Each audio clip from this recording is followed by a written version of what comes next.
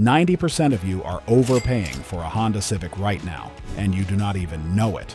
That is not an insult. That is math. Somewhere out there, a smarter sedan is sitting on a lot, ignored, mocked, priced like garbage, while you hand over thousands extra for a badge everyone recognizes. Today we are exposing 6 sedans the used car market forgot on purpose. Stick around, because by the 6th car, you will understand why boring is the most profitable word in the used car game. Let us go bargain hunting. Starting the bargain at number 6, the Buick LaCrosse. Picture this. Your coworker pulls up in a car straight out of a Buick commercial. It looks like your grandmother's coffee table calendar come to life. You clock it, you smirk, you assume it screams retirement community shuttle bus. That is exactly what everybody assumes about the Buick LaCrosse from its mid-2010s generation. And that assumption is costing shoppers a genuinely spectacular deal. Here is the pivot. This is a car that started life wearing a price tag that flirted with the $40,000 mark on higher trims. We are talking a genuine near luxury. Full-size cruiser with a 220 cubic inch V6 engine pumping out over 300 horsepower, paired to an 8-speed or 9-speed automatic transmission depending on the model year. According to Kelley Blue Book pricing data, that same LaCrosse, once it rolls past the 5-year mark, routinely trades for somewhere around $11,000, sometimes less if the seller just wants it gone. That is not depreciation. That is a fire sale caused by nothing more than a badge nobody under 50 associates with excitement. The badge tax is real, and it is brutal, and it works entirely in your favor here. Under the hood, this is not some exotic European nightmare of specialty tools and $600 diagnostic visits. It is General Motors mechanical architecture, the same stuff that powers Chevrolets and Cadillacs sold by the millions. Parts are everywhere. Mechanics who have never touched a Buick in their life can still fix this thing blindfolded, because the bones underneath are shared with vehicles that flood every corner lot in America. Here is something worth knowing before you go shopping. According to Consumer Reports reliability tracking, General Motors 6-cylinder and multi-speed automatic combinations from this era generally score above average for powertrain dependability, which matters a lot more than a badge does once you are the one paying for repairs. The LaCrosse also rode on the same Epsilon's 2-platform architecture that underpins the Cadillac XTS, so you're essentially getting Cadillac-level chassis engineering, wearing a Buick badge nobody bothers to brag about. One thing worth checking closely, the hyper-strut front suspension design, borrowed from that same Cadillac platform, delivers noticeably sharper handling than you would expect from a full-size cruiser, but it is worth having a mechanic inspect the strut mounts on any high-mileage example, since replacement parts, while widely available, run pricier than standard strut hardware. First, if you are hunting for one, check the trim carefully, because the later model years in this generation introduced a 4-cylinder E-Assist mild hybrid as the base engine, which trades some of that effortless V6 punch for better fuel economy around 25 miles per gallon combined. Second, insist on service records for the transmission fluid, since the 9-speed automatic introduced partway through this generation is more complex than earlier units and rewards regular maintenance. Third, inspect the cabin air ionizer and infotainment screen for glitches, a known minor annoyance rather than a deal breaker. And this is where it gets personal. My neighbor Gary bought an early LaCrosse Premium with the V6 for just under $12,000 after it sat on the lot for 90 days. 3 years and 41,000 miles later, his only repair has been a set of tires. He still tells people it is a rental car when they ask, because he does not want anyone else catching on. Fourth, and this one matters more than people think, pop the trunk and check the cargo liner and spare tire compartment for water intrusion, since the LaCrosse's trunk seal is a documented minor weak point on higher mileage examples according to owner forum reports. It is an easy fix but worth negotiating into your offer price if you spot it. One more angle, worth considering. According to Insurance Institute for Highway Safety Testing, this generation LaCrosse earned a top safety pick rating in certain trims, thanks largely to a structure shared with other GM full-size sedans that prioritized occupant protection over flashy marketing. That is not a minor detail if you are shopping with a family in mind, since crash performance is not something you can retrofit later. Also, keep an eye on the electronic parking brake actuator, a small component that owner forums flag as an occasional failure point, though replacement is inexpensive and does not indicate any larger mechanical concern. According to EPA fuel economy ratings, the V6 trim returns roughly 18 miles per gallon in the city and 28 on the highway. These are numbers that are honestly unremarkable for the segment, but perfectly reasonable for a car this size and this cheap to buy. Before we move on, do me a favor and hit subscribe right now, because this channel lives on digging up sedans nobody is talking about. And if you are not subscribed, YouTube will just quietly forget to show you the next one. That is not a guilt trip. That is literally how the algorithm works. Now, if you thought the lacrosse story was about badge snobbery ruining a good car, wait until you see a sedan that got killed off for a reason. That reason had nothing to do with how good it actually was. Hiding perfectly at number 5, the Suzuki Kizashi. Say the word Kizashi out loud to 10 random people and watch 9 of them stare back blankly. That is not a knock on you. It is a knock on Suzuki's marketing budget or lack thereof. The Suzuki Kizashi looks, on paper, like a car doomed to be forgotten. A mid-size sedan from a brand nobody associates with cars anymore. Dismiss it at your own risk. Here's the reveal that changes everything. The Kizashi was not killed because it was bad.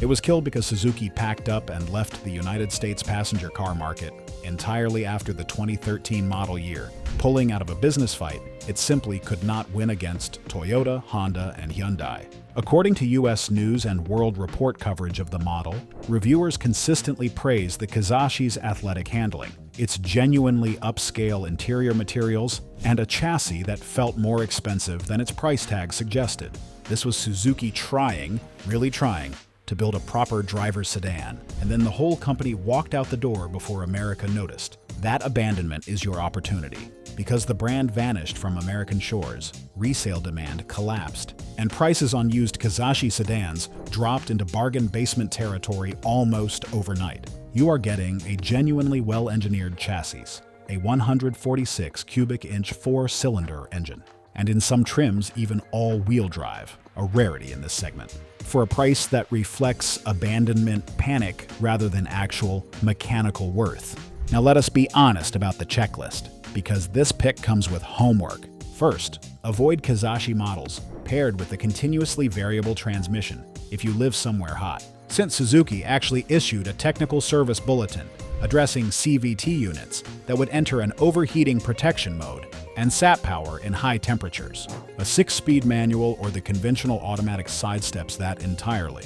Second, budget for part sourcing patience, since dealership support disappeared alongside the brand, meaning independent shops and online part suppliers become your best friend. Third, get a pre-purchase inspection, focused on the transmission and the occupant classification sensor in the front passenger seat, which was subject to a documented recall for misclassifying adult passengers in humid, high-heat conditions. One more detail worth flagging. According to National Highway Traffic Safety Administration recall records, that passenger sensor issue primarily affected certain model years, and Suzuki, before fully exiting the American market, did arrange a remedy through authorized service channels, though tracking down a shop willing to honor that remedy today takes some legwork. It is a small hassle that keeps the price down, which, frankly, is the entire theme of this list.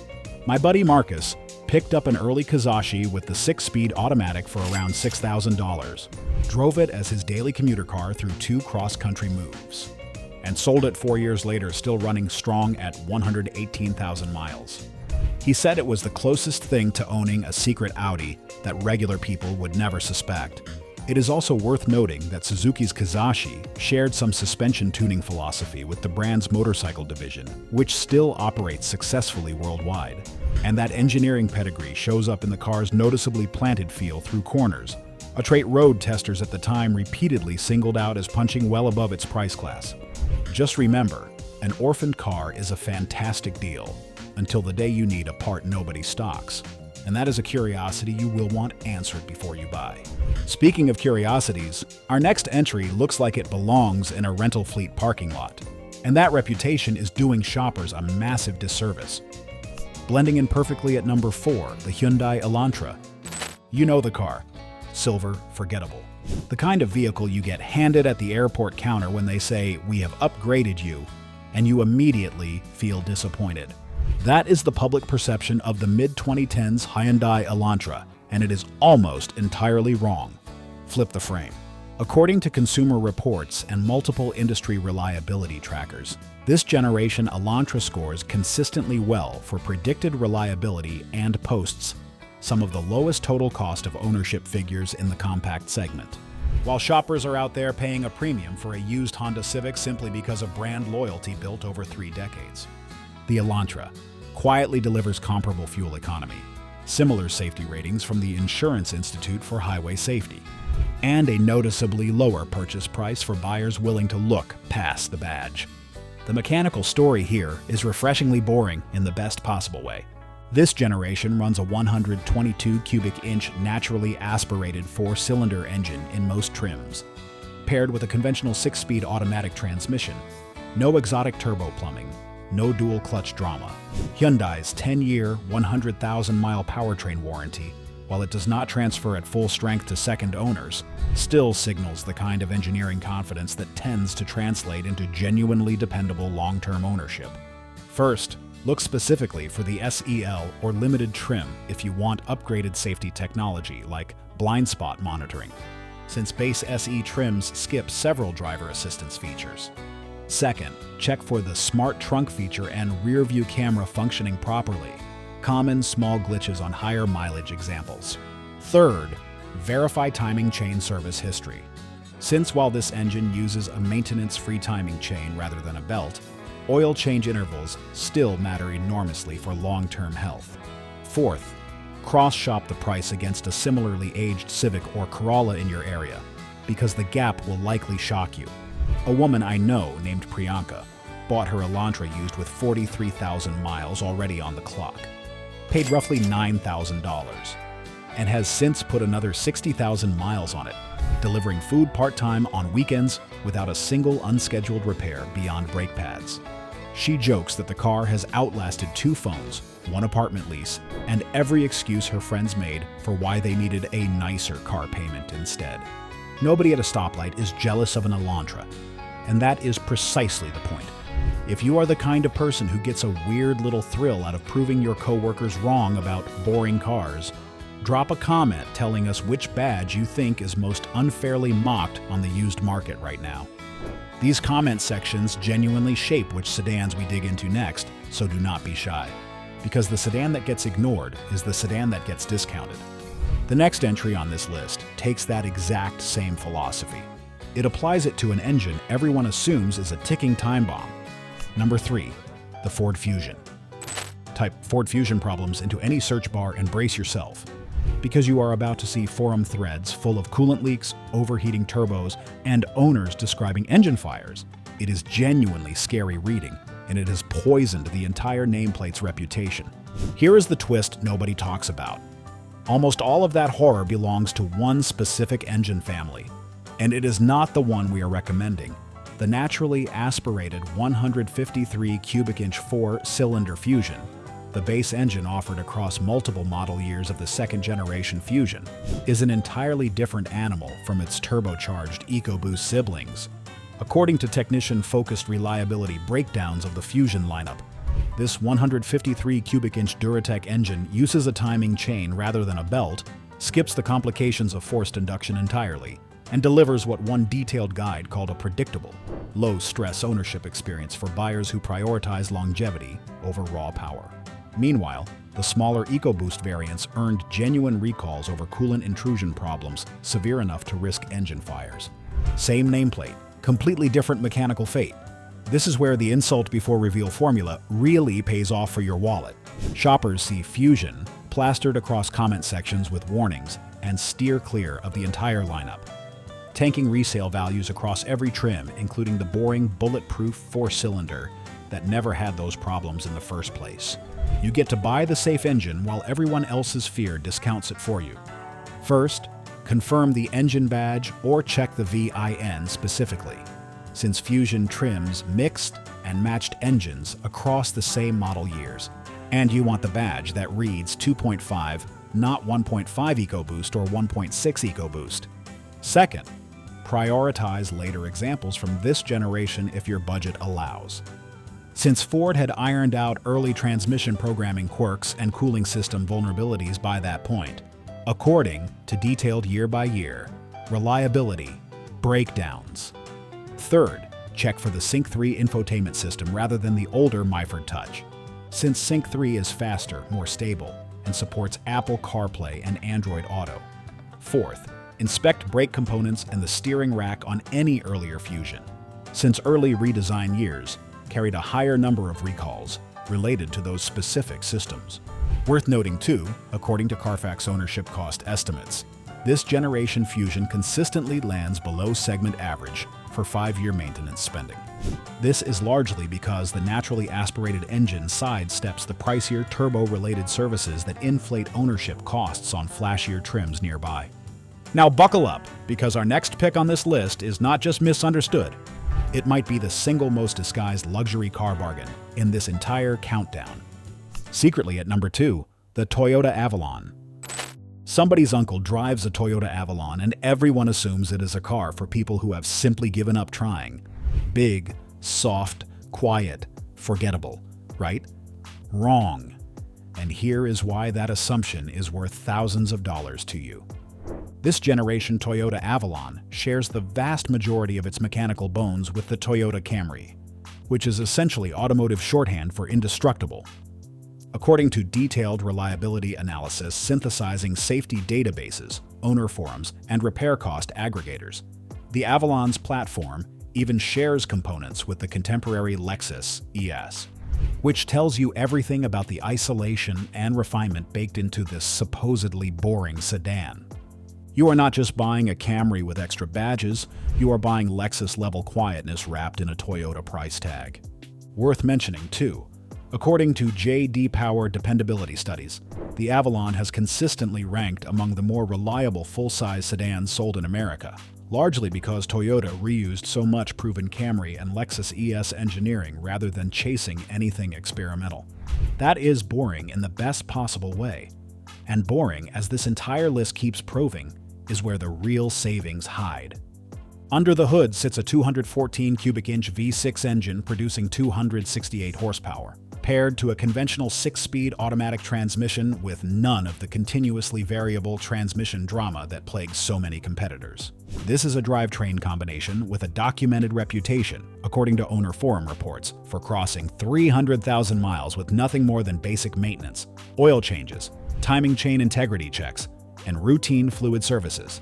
There is also a hybrid variant using a 153 cubic inch Atkinson cycle engine paired with an electronic, continuously variable transmission, which trades a bit of V6 punch for substantially higher fuel economy. Useful if your priority skews toward the pump rather than the passing lane. And the rear seat legroom is not a minor footnote, it is a genuine selling point, offering full-size limousine-style space that easily embarrasses cars costing twice as much. First, target the later facelift years within this generation if your budget stretches that far, since Toyota introduced Toyota Safety. Sense-P across that range, adding forward collision warning with automatic braking, lane departure alert, and adaptive cruise control as standard equipment. Second, check tire brand and condition specifically, since several owner reports flag the factory Bridgestone tires as a weak point worth replacing early.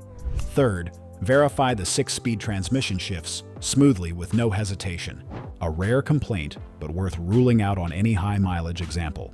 Fourth, compare pricing directly against a same-year Camry XL, because the Avalon frequently sells for barely more, despite its considerably larger interior and quieter cabin. A retired coworker of mine bought an Avalon Limited with 60,000 miles for around $14,000. He has since driven it to over 210,000 miles on nothing but oil changes, brakes, and one set of tires, and he still calls it the best-kept secret he ever stumbled into by accident. If a Lexus hiding inside a Toyota badge is blowing your mind right now, smash that like button before we get to number 1. Because this next pick might just be the sneakiest bargain on the entire list, and you will want the algorithm to know you are here for it. Quietly at number 1, the Mazda 6. Round, bulbous, forgettable. That is the honest first impression most people get scanning past it. We are talking the mid-2010s Mazda 6 on a used car lot. It does not scream sports sedan. It does not scream anything, honestly, which is exactly the problem. Working in your favor. Here's the pivot that should make every gearhead pay attention. This generation Mazda 6 uses the 153 cubic inch Skyactiv G engine, a naturally aspirated 4-cylinder with zero turbocharger to worry about, paired with a genuine conventional 6-speed automatic transmission, not a continuously variable unit prone to the whining, jerky failures that plague so many competitors in this price range. According to technician-focused reliability guides and owner forum consensus, this Skyactiv G engine is widely regarded as one of the best naturally aspirated 4-cylinders on the market, using a timing chain rather than a belt, meaning there is no expensive scheduled belt replacement lurking in your future. And this is where the entry structure really lands the punch. According to multiple pricing comparisons, this generation, Mazda 6, routinely trades for thousands of dollars less than an equivalent year Honda Accord or Toyota Camry, despite offering handling that automotive reviewers have repeatedly praised as sportier and more engaging than either of those best-selling rivals. Kelley Blue Book reviewers have specifically called out the Mazda 6's precise steering and strong brakes as standout traits in its class. You are essentially buying the driver's choice of the segment at the price of the forgettable choice. First, verify the transmission fluid service history, since Mazda owner forums have flagged occasional friction material wear issues, addressed by a technical service bulletin on certain 6-speed automatic units, an easy fix if caught early. Second, prioritize monitoring coolant level and color regularly if you are the owner, since enthusiast forums note that cylinder head cracking, while rare, becomes a real risk only after an overheating event, meaning consistent coolant maintenance is the single best insurance policy for this engine. It is also worth mentioning that Mazda's Skyactiv philosophy prioritized an unusually high compression ratio. This was meant to squeeze more efficiency out of a naturally aspirated design. This is a genuinely clever engineering trick that helps this engine post competitive fuel economy numbers for its class. It does this without sacrificing the punchy, responsive throttle feel enthusiasts keep praising. Third, ask for oil change records. Specifically, since maintaining engine oil quality and level protects this power plant across genuinely high mileage ownership. Fourth, look for Grand Touring trim if you want the leather interior and Bose sound system without paying anywhere near luxury sedan. Money. I know a guy named Devin who bought a Mazda 6 Grand Touring for around $9,000, specifically because it was cheaper than a comparable Accord sitting 2 rows over on the same lot. 4 years and 70,000 miles later, his only unplanned repair has been a wheel bearing, and he still brags about the handling to anyone who will listen. That wraps our #1 pick, and it perfectly sums up everything this list is about. That is our top 6, and here's the pattern connecting every single one of them. Every single car on this countdown got punished by a factor that had absolutely nothing to do with mechanical quality. A badge with an outdated reputation crushed the LaCrosse's resale value. A corporate exit crushed the Kazashi's brand recognition. Rental Fleet Association crushed the Elantra's street cred. One bad engine family in the same lineup crushed the Fusion's entire reputation by association. An unglamorous old person's car, Stereotype, crushed the Avalon despite genuinely Lexus-adjacent engineering. A flashier competitor's marketing budget crushed the Mazda 6, despite objectively better driving dynamics. None of these are mechanical verdicts. Every single one is a perception problem, and perception problems are exactly what smart shoppers exploit. That is the actual takeaway of this entire countdown, and it applies to whatever forgettable, unglamorous sedan you stumble across next on a random listing that everyone else scrolled past. Do not shop with your ego. Shop with a mechanic's checklist, a vehicle history report, and a healthy suspicion of hype. The car nobody wants at the dealership is very often the car that will outlast the one everybody fought over. Quietly, reliably, for a fraction of the price. If this list just changed how you are going to shop for your next car, do not let it stop here. Click the next video on your screen right now, because we have got another countdown lined up that digs even deeper into the overlooked corners of the used car market. And trust me, you are going to want to see what we found.